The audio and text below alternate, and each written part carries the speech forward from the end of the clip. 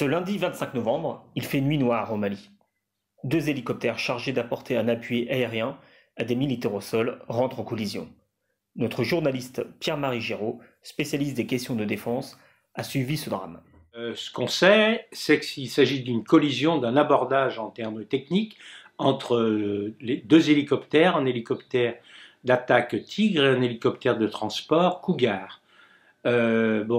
Une enquête de commandement a évidemment été entamée et une enquête technique interne également à partir des boîtes noires des deux appareils qui ont été retrouvés permettra de dire par exemple s'il s'agit d'une défaillance d'un des deux appareils ou d'un problème. Il n'y a pas d'enregistrements vocaux dans les appareils militaires, ce sont uniquement les enregistrements des données de vol, l'altitude, le régime des moteurs, etc. etc.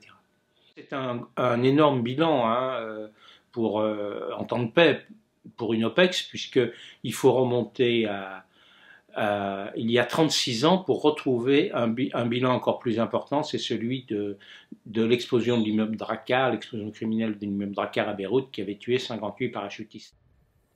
C'est également l'événement le plus meurtrier depuis le déploiement au Mali de la force Barkhane en 2013. Est-ce un tournant? Moi, je ne parlerai pas de tournant, mais c'est un moment important, puisque au niveau des pertes, puisqu'il y a quand même 13 morts, mais cet événement signifie aussi que les pays européens doivent à tout prix s'impliquer dans la crise malienne pour nous aider, non seulement en moyens matériels, en hélicoptères notamment, mais aussi en moyens humains, chose que demande la France depuis plusieurs mois à ses alliés européens, et peut-être même d'ailleurs à l'OTAN.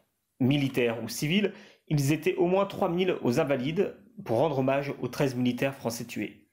Un hommage devenu une marque de fabrique du quinquennat d'Emmanuel Macron. Pour Emmanuel Macron, il y a eu un phénomène qu'on a connu et qu'il avait annoncé d'ailleurs avant même d'être élu, c'est-à-dire l'héroïsation des Français qui se conduisent bien ou qui mènent des actions d'éclat. Le premier héros de l'ère Macron, c'est évidemment le lieutenant-colonel Beltrame qui a pris la place d'une otage à Trèbes et qui en est mort.